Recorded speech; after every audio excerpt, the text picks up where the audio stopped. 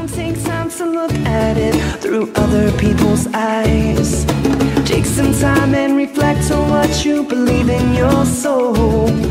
Cause that is the key to life. You gotta let the negativity go. Hello and welcome to What the Fox podcast with your two hosts, Lindsey Fox and Amber Ross. Welcome back, everyone. As a reminder, today's episode is sponsored by therapyappointment.com. Therapy Appointment is the practical tool for starting, growing, and managing a practice. If you are a therapist and in search of starting your own practice, please check them out at therapyappointment.com. And if you happen to be looking for a therapist near you, you can go there to find one near you as well. And lastly, my coaching business, conscioushealers.com, is also sponsoring What the Fox podcast. So in terms of Conscious Healers, that is where I work as an empowerment coach, and I challenge people to learn to love themselves at the risk of disappointing others. And I feel that with that being said, it ties in nicely with what we want to talk about today, which is why is it so damn hard to learn to love ourselves? Why is it so hard, Amber? I mean, it's a darn good question. It's like, it's so easy. Well, maybe not. It's not easy. It is easier to give compassion and love to other people. It's easier to give other people the benefit of the doubt and to assume positive intent. But it's like we live in our own heads and we are our own worst critics. And we are our own worst, like I 100%, I am my own worst nightmare when it comes to creating stress, creating like anxiety, creating problems that don't exist. Like, why do we do this? Yeah. And it's interesting to me because I'm actually listening to Atlas of the Heart, which is Brene Brown, I think. Yes. And this week, one of the chapters I was listening to, she mentioned that when you're having those feelings and when you're like, you feel like you don't love yourself or that you're stressed out with yourself or you're like in that spot where you are just tearing yourself apart on the inside, she proposed this idea to invite the feeling for tea and then respectfully dismiss it. And when I tell you, I was walking in my neighborhood, and when she said that, I had such a full body response to that. I was like, really? Hell yeah, that's exactly it. Yeah, it's just having that gentle curiosity, checking in with it, acknowledging it, and let it go. Like, But like, that's all fine, well, and good. It's still hard as hell to actually make that happen. Well, I think, sadly, the truth is we treat ourselves in the way that we would never treat others. Like we would never treat people the way that we treat ourselves. I mean, as hard as we are on ourselves, we would never have these kind of unrealistic expectations and bestow them on others. I mean, absolutely not. Yet we fill ourselves with that criticism, that sense of doubt, that presence of, saying, and just honestly, I was going to say just like, just lashing yourself about how dare you not do this thing. Yet when you look at what all you're doing, it's like, well, how am I being this unfair? You're and like, wait a minute, why am I being a bully to my own self? Like, there's enough bullies out in the world. We don't need to do that in our own brains. It's so true. It's so true. And it's something that, we need to learn how to be kind to ourselves. And I think that's why whenever I talk about learning to love yourself at the risk of disappointing others, that means getting really honest about what you need and how to support yourself through setting those boundaries to claim what you need and honoring what you need, instead of just kind of feeding into what others bait you on with or what you think others want, and then holding yourself to this unrealistic platform of exhaustion. Yeah, it's like our own self-constructed prison, right? Like we're suddenly held accountable and held liable for all of these things that we've constructed in our head that don't make sense. And I say all that as somebody who's actively working through this, and we've talked about it in the past. You and I both are working through our own journeys of perfectionism and kind of how that manifests in our day-to-day lives. And this is a lifelong thing. So as you say that, I'm saying this in the context of like, this isn't a time limited thing. Like, I have decided in this moment from this point to this point, I am going to work on my, my high need for perfection or whatever it is. Like this is just something I've always had the personality I've had since I was a little girl, and it developed at that time for a reason. And I have been like this forever. And so it's just a more like, how can I manage um aspects of who I am and honor aspects of who I am with more grace Mm-hmm. and dignity and fairness in Yeah. ways that I haven't before. Well, and I think that's a really good point because when I first started, I was like, oh, this is something we have to fix overnight. And then I'm like, oh, high perfectionism. Like you can't perfectionism yourself to death here. That's But what I've right. learned over the last few years is kind of to view Yep. it as the same way that I view yoga, right? There's no, Mm, yoga is a practice. You don't reach yes. perfection. You just learn different ways your body moves. Your body moves differently every day. And I think I view this the Yeah. same way in that my self-talk is going to fluctuate every day, every Hmm. moment. It feels different in my body every day because we are human and we are influenced by the Yeah. weather and, interactions with other people. So I'm glad that you called that out because it's not like you don't just decide one day to never have another negative thought, right? It's Yeah, that's not how that's not any of this works. realistic. And No. honestly, if I had a nickel every time I had a client, starts out by just saying like, okay, great. What's the plan and how soon can I get this fixed? Like, okay, so we're going to start now. So in what, like 4, 6 weeks, we'll be done? And it's Yeah. like, no, babe, That's not really how it that's not how this works. works. I mean, I can give you a sales pitch, take your money, and then tell you you're going to have a transformation. But, in 6 weeks, whenever you're not where you thought you were going to be because, you're paying for this transformation and you're like, oh, wait, I tried to hurry through this process and I didn't get the return on my investment. Well, the truth is this isn't an hourly payment process. This is like you have to do the work and you cannot Yeah. rush your healing journey. Your healing journey is lifelong. So you have to generate your own transformation at your Yep. pace by which you're ready to receive the messages and receive the change process. I agree. And I think this is where we have to reject what society tells us about change, right? So many people focus on that end goal. They focus on that end result. They focus on Yeah. that instant gratification, that easy button. When the reality is, when talking about lifestyle transformation specifically, you really have to embrace the journey and you have to be ready to be in it and find things along the path that you can, I don't know, reward yourself with, or, be able to say, yeah, I did that, or I saw a change there. Maybe it's not a huge Yeah. transformation yet, but it's going to be little by little. And I think putting a 6-week timestamp or a 4-week timestamp on it, that's just setting yourself up for disappointment. Absolutely. And this actually just reminded me of something that I had just posted to Instagram not too long ago. So I'm just going to read it out because I loved Yeah, it. It's someone that goes by the name of Just Shower Thoughts, which I love because it's I like, love who that. doesn't have shower thoughts? But they said, when people talk about traveling to the past, they worry about radically changing the present by doing something small. But barely anyone in the present really thinks that they can radically change the future by doing something small. Yeah, that's And such it a good point. and it's amazing how much we do hyper focus on the past and what was. And speaking of, when we're talking about self-love and caring for ourselves, our past experiences, generally speaking, have led to feelings of low self-worth and cause us to kind of feel stuck or deprive us ourselves of that presence of love. Hmm.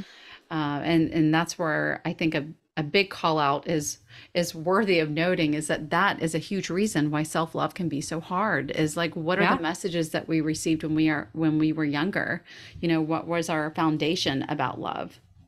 Yes, I agree. And if we think about the messaging we get from society, right? If you call out that you did something well or you celebrate something, suddenly you're Mm, egotistical. Suddenly you're full of yourself. yeah, Suddenly, you're too good for everybody else. And yeah, like we've made it a negative to actually pat ourselves on the back or be excited about something that we did well. And I think that is a huge area that we can make big changes very easily by learning to celebrate those wins and celebrate those victories. And I work with my kids on that every day because I want them to have a different experience. I want them to be able to celebrate their wins. And I love when they come to me and they're like, oh my gosh, I just did this thing and I'm really excited about it and I want to share it with you. Because for me, I'm like, yes, like you rock, you're cool, you did the thing. Right. And I want more of that voice internally too. Of course. I mean, our internal dialogue drives everything.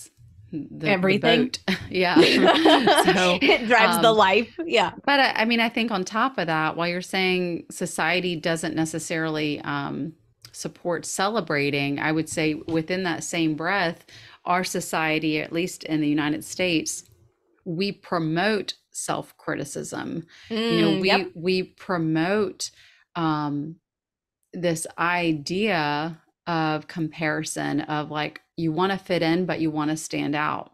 And it's a really hard balance to establish for yourself. And which is why I think, it can be really hard to love ourselves when we're so busy comparing ourselves or looking for the next best thing and not celebrating or honoring that win in that moment. Yeah. That's a huge piece of it. Because think about how many messages we're inundated with regard to beauty products or medications, like pharmaceutical companies, like everything is telling you try this or do that to be better. I was gonna say, it's all saying, hey, there's something wrong with you, but we have the magic pill or potion to fix it. It's like, wait, exactly. I was just sitting here minding my own business and I just now I feel bad about myself. Yeah.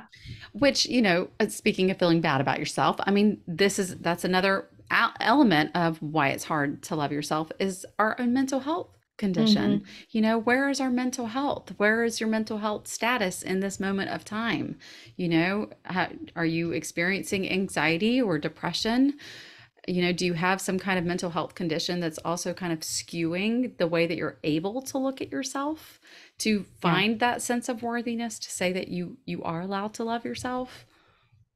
Yeah. And I mean, I think a lot of this goes back to, I'm going to pull this into an arena that you really enjoy, the way our brains actually work, right? Because our brains are set up to find threats. Our brains are set up to seek out what could kill us ultimately, as in I'm talking about like back in the day when we actually had to like hunt and gather for food, right? Not today.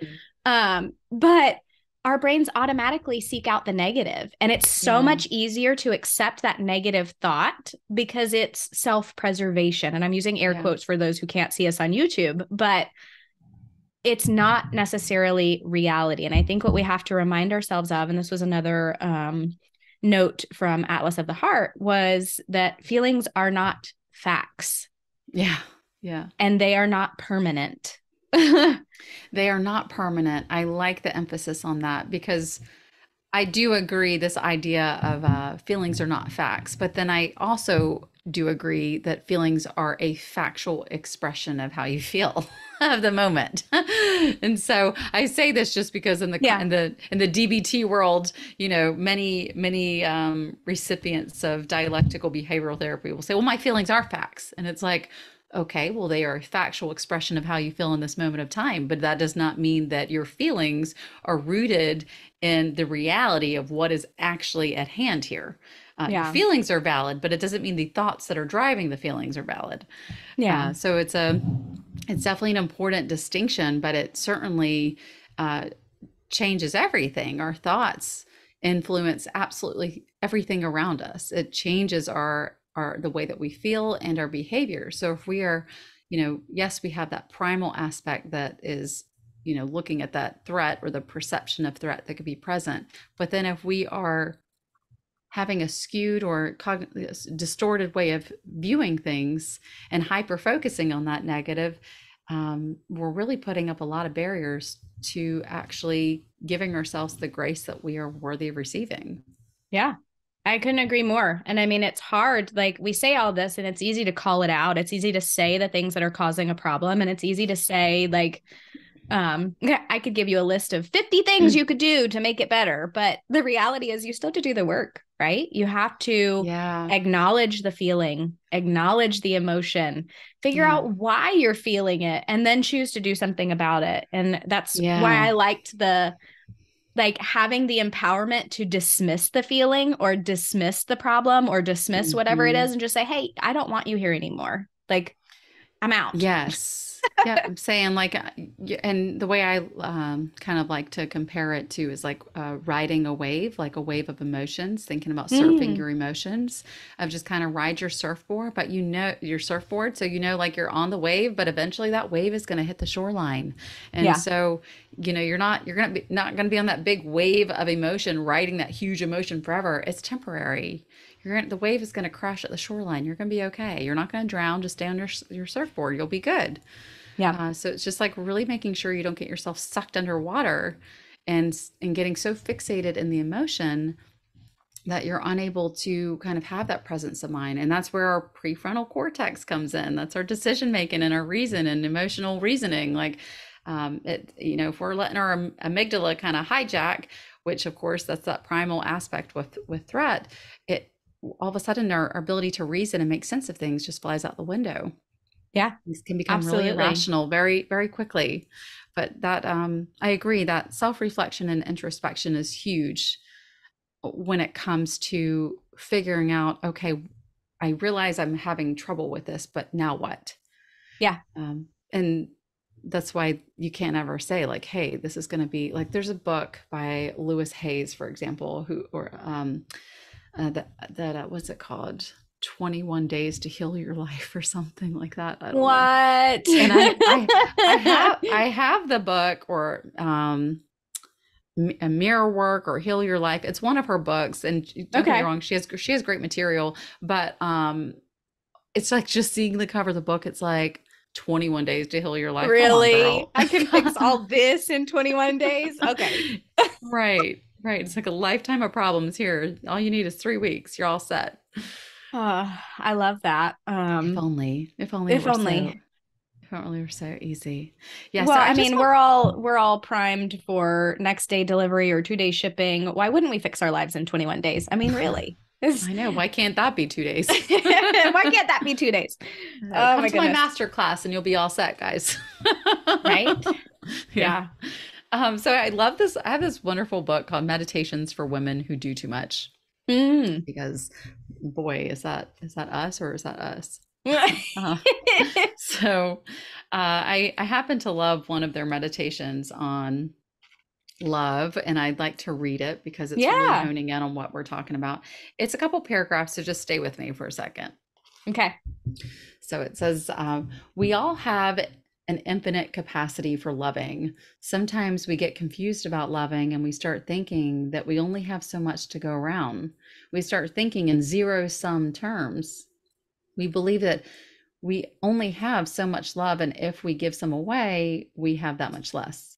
We start parceling out our love like we pay the bills at the end of the month. We meet all of our love obligations and try to keep a little bit in savings just in case of an emergency. Controlled love is not loving. Obligatory love is not loving. Love is something that flows out of our deep sense of loving ourselves. It is not possible to love another if we don't know how to love ourselves. When we love ourselves, there is no limit to the amount of love we can share. But loving can never be manufactured because we should, need to, or want to get something in return. Love is an energy that is shared because we have it. Loving the people I know allows me to know the people I love. I love that. It's such a good reminder that it's a renewable resource, right? But that you have to actually refill your cup. You have to replenish Yeah, your self-love so that you can love others. And I which think, is, go ahead. oh, I'm so sorry. When you mentioned the filling your cup thing, it just was making me think of prior episodes where we've talked about, you know, why is it that we have to deplete our cup in order to refill it? Why isn't it our new norm to just fill our cup, keep it filled, and then give love from a space of overflow rather than Mhm. depletion, that obligation that it was referencing in the reading. Yeah, I love the abundance mindset. And it's something While you were reading that, I was thinking about something we do here in the house. And it started when my children were very young. And it started in kind of a strange way of talking about um, using up all of their kisses or using up all of their hugs. So, like when grandparents would come to visit, it was very much like, I'm going to get all the sugar. I'm going to get all the, in a fun way, right? In that loving, happy way. So then when grandparents would leave, we would talk about, okay, we need to replenish our hugs and replenish our kisses and do things, that fill our cups and that have that refill effect, if you will. Yeah. And it's something that we've continued with the kids and something that has turned into this self-love conversation for, a 4 and a 6-year-old to say, what makes you feel happy? What makes you feel strong? What makes you feel smart? What makes you feel loved? And just kind of identifying things we can do every single day to keep that not only flowing outward to the people around them, but to keep it flowing back to them. And I think as adults, we can do the same thing. And it's not all, I'm going to say this, and it's an unpopular opinion, but it's not all bubble baths and candles and shopping sprees and whatever. Those things are relevant, but it is doing the hard work, identifying what's going on and finding a way forward is an act of self-compassion and is an act of self-care and self-love. It's one that's maybe not bright and shiny and fun, but it definitely pays dividends, right? It does. And I also think, tying back to just our own culture here, we talk about in the pursuit of happiness and all things whenever it comes to the United States and our Constitution, right? I mean, just we talk about the pursuit of happiness, but what does that actually look like? And who defines what that looks like? Definitely not our government, but no, it's definitely not our government there. But I mean, I think something that we have to look at is like, some of those barriers. It is our guilt. It is our self-criticism. It is our personal, levels of resentment. That is what stops us in our tracks and keeps us from being able to have that sense of permission to ourselves, like giving ourselves permission. And I find that I'm kind of like on repeat with certain conversations with a lot of my clients during the beginning stages, because it is like they need to hear it 100 different ways, the same message 100 different ways to kind of get it to finally click of like, oh, that's what self-compassion looks like, because it's never been role modeled. They've never had permission. They've never given themselves permission, nor have they ever been told that it's okay. Yeah. Well, and I think it's important. You have to give yourself that permission. I don't think that relying on other people to give that to you is necessarily good long term. I think that it's not sustainable. It's not sustainable because people come and go, idea, right? Right. That's the purpose of doing the empowerment work that I do, because it's about teaching you, how can you advocate for yourself? How can you empower yourself so that you're not relying on anyone else? How can you learn to love yourself at the risk of disappointing the people around you so that you give yourself that permission? It's hard as hell. Yeah. In my mind, I'm hearing you say that and I'm like, man, yes, exactly. And then right behind that, I'm like, whew. That's where the work is. And that's the stuff. Yes. I get excited about that. You get excited about that, because that's where change happens. It's never going to be easy. It's that uphill climb of little by little. It's a lonely place, girl. Yeah. And I think this is a huge part of healing and the healing journey and learning to love yourself that a lot of people do not talk about, is that it is a lonely place. Yeah. It is a lonely place, because so many people, you'll notice the higher and more elevated you get in your healing journey and the more you start making progress, the more people start falling off. Yep. All of a sudden, lifelong friends, family members, people you've had in your life forever, people who have benefited out of your toxic traits and habits, they start to fall off the map. They're not there anymore. They start to see that you're going into a different direction. They don't want any part of that. And all of a sudden, it's a rude awakening of like, oh shit, yeah, yay, I'm healing, and like B, it's like, oh, but this isn't as glorified as the memes make it look. It's actually oh my gosh, painful. Yes, I love when social media glorifies healing from any situation or like the journey and making it seem like it's this Hollywood thing when you get to the end of it. You're like, Yeah. no, man, that's not it. Like, it's Like, hard. And we no, talked about this in previous episodes, right? Like, healing is a grief process. Healing, it definitely. boundary setting, all of these things, they are going to create uncomfortable emotions and Yeah. feelings. They're going to create tension in relationships. They're Yeah. going to also open new doors, open new relationships, open new Mhm. opportunities. But you kind of have to get through the weeds and acknowledge that the weeds are a part of the process and just appreciate that that's like Yeah. pruning happens and keep going, because I think Yeah. oftentimes we can see that and we're coached to think that good things should be easy. Good things should feel good. You know, moving in the right Mm. direction should be sunshine and rainbows and unicorns, when in Yeah. reality, it's very much like walking through a haunted forest sometimes. Like, it's scary, it's Yeah. uncomfortable, it's hard. Yeah. Um, It and I is just, not a we don't, great feeling. I like that you said that, that good, we're taught that good things are supposed to feel good. It's like, uh, not all the time. Not maybe whenever in not the all the context time. of a healing journey, not so much. The long lasting effects feels great. I mean, it feels Yes. amazing. But when you're really in the thick of the work, oh my gosh, it is so painful. And it's like, nope. I will not give that a 5 out of 5 star review on Amazon. I do not want to go back. But it's like, Unsubscribe. No, I don't like it. yeah, Yeah. it feels, I mean, it's rough. And that's, I mean, honest to goodness, that's why it's like, all right, well, you say you're willing to do the work, but are you? Like, are you? Because you're going to be challenged. And if you're ready, let's dive in. Yeah. Well, and you're going to be tested, and your beliefs about situations, your approach to situations, because our comfort zones are comfortable, right? They Mhm. feel normal, they feel expected, even if they're hard and Yeah. traumatizing and scary. We know what to expect. Girl, this Versus, is why, yes, staying at a job you don't like, staying unhappily married or in a relationship that is no longer serving you. I mean, yeah, I've got friends and clients alike right now who they know they're not happy. They know that they're at the stage of feeling content with their lack of contentment. I mean, which it's is like, bonkers. Like, oh, it's bonkers, but I've been there. And it's yes. such a different space whenever you're in it because you're just like, holy shit, the fear of the unknown is way scarier than, like it's the devil versus the devil you don't. It's like, oh, I don't want to take that leap.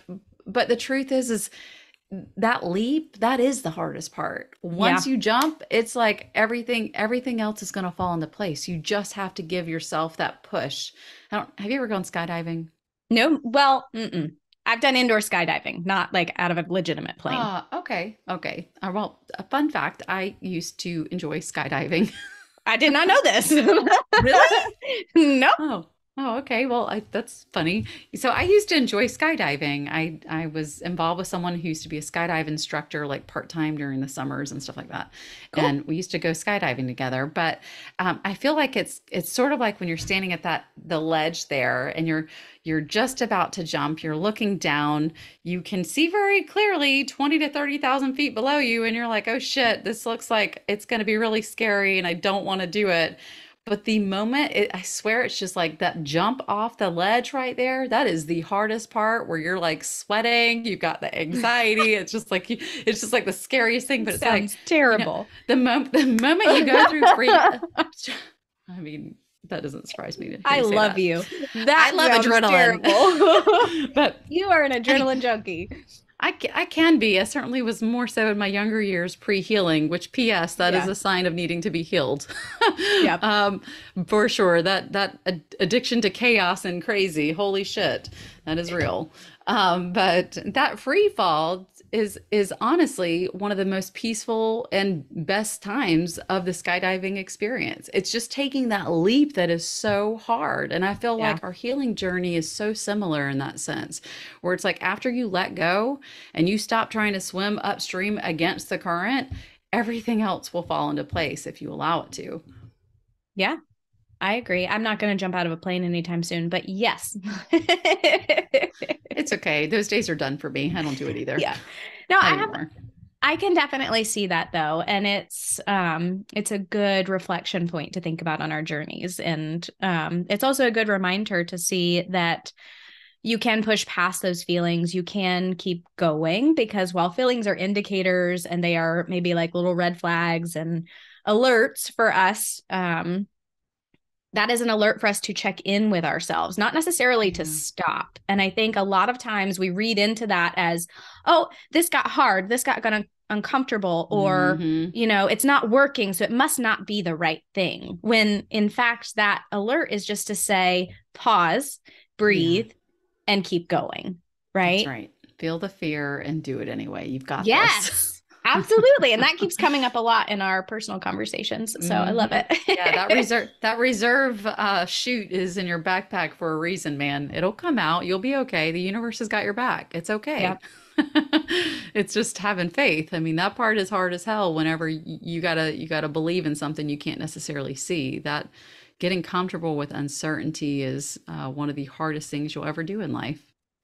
Yeah, but it's also the work that has to be done, because it's the most we don't have control over every situation. And if we try to play in spaces where we can control all the outcomes, first of all, that's real boring. And second of all, it's not going to work out long term. I'm going to remember you said that, P.S. Y'all heard that? Y'all listeners heard that? Amber just said trying to control the outcomes is real boring. She's a project manager, y'all.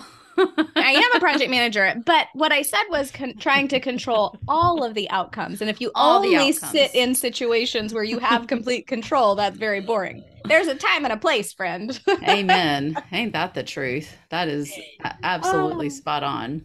Yeah, it's balance, it's moderation, it's understanding yourself and your interactions and what your life needs.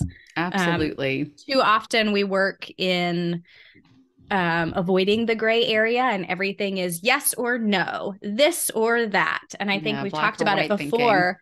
Thinking. Yeah, but the power of and is just completely life-changing. It doesn't have to be all one way or the other. No. And you can even say both and. Yeah. Both and or neither. Neither is always an option.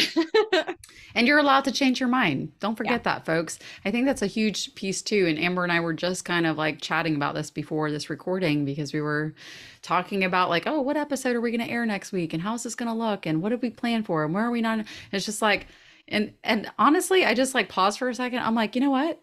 We get to change our mind. We get to decide. Hey, wait a minute. We're the ones. We don't have to do. We don't have to do anything. Like this is our gig. Like we can change our mind if we want to. Newsflash. Well, and it's such a good reminder, because sometimes, I do get set in my ways, and I'm like, oh, well, this is the thing that was written down, or this is the thing that we decided. And I historically have a hard time with the pivot, because it's uncomfortable and it's weird and it's the unknown. And that's like, I'm still coaching myself through that day by day and figuring out what I want it to look like, not what it should look like. Right. Which is so funny. Just so the people who are hearing us understand here, as Amber is being so vulnerable and sharing how she is actively working on how to adjust to change and pivots and the unexpected. On the flip side, I know Amber knows where I'm going with this. On the flip side, I personally have been trying to do the opposite and embrace a little bit more of Amber's lifestyle. So earlier this week, well, don't blame me. You can no, this isn't blame. No, I said your lifestyle. Your lifestyle. Yes. More I don't want your lifestyle, more scheduled, but more It's so not my jam. And so likewise, like I can't stand planning. Amber loves to plan. She's trying to learn how to go with the flow with not planning. And personally, on the flip side, I'm trying to learn to adjust and to adopt more aspects of my lifestyle that mirrors aspects of Amber's lifestyle, which to me is like the most anxiety provoking thing in the world. I love that we are so similar in a lot of ways and so radically different in like really, really key areas of life. And I think all I can say to our listeners is freaking buckle up, because 2023 is going to be a wild ride. It's going to be we're going to be learning a lot. We're going to be growing a lot. And I know we'll be sharing already a lot of that. Yeah. I feel like already this year has been like mind blowing for me. And we haven't even talked about so much stuff, frankly. And here it is, like we're 2 months into the year, and I'm just like, holy cow! I can't believe how much has happened already in 2 months. Like it's too much to wrap my head around. Yeah. But anyway, I digress. Well, and on the flip side of that, because I'm calling it unscheduling this year. Oh my gosh, so there's a name. I'm calling it unscheduling. Yes, because in previous years, and this has been a multi-year journey for me to unschedule my life. I am the type of person who literally has every hour accounted for. The old me. Y'all, like my chest gets calendar tight every time she talks about this. My chest gets so tight. Okay, do some deep breathing because I'm going to talk about it a little bit. Like color-coded calendar, like all of it. If you can imagine a type A person, project manager, like all of the tools, everything is in place, right? So over the last 2 to 3 years, I've tried to work to change some of that and build in flexibility and make my schedule look different. So where you say the first 2 months of the year have had so many changes and so many learning opportunities and so many like all of these things, the first 2 months of the year for me, I've been like, not really. It feels very light and very airy and very like not in a negative way. I'm like, wow, I don't feel like my schedule's been jam-packed. I don't feel stressed about those things. I'm like, this is a very different position to be in February compared to previous years. Yeah.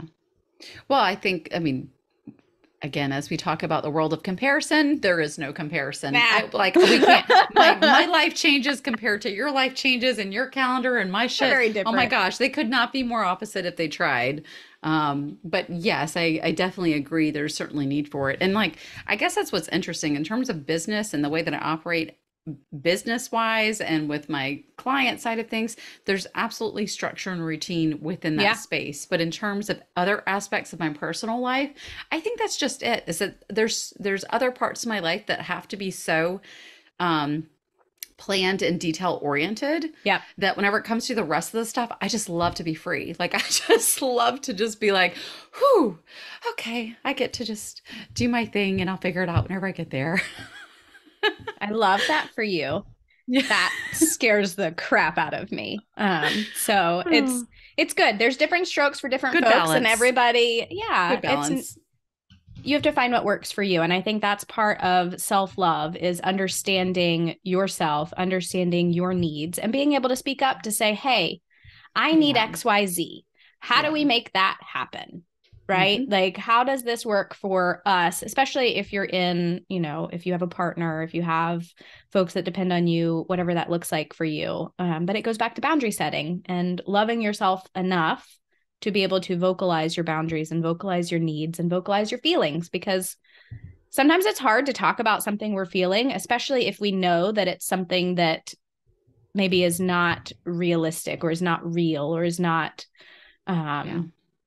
meaning if you are anxious about something, like Lindsey and I have talked about many times and some very recently, where my scheduling and my perfectionistic tendencies got the better of me and I had too much going on and I reacted poorly in a situation, right? And honoring, one, my ability to vocalize my feelings, vocalize what I'm saying, and also in the second hand, understand, okay, we can have an impact on this. We can change this. We can invite that feeling and dismiss that feeling. Yes. Invite it for tea and say no, thank you. And say, peace out, Girl Scout.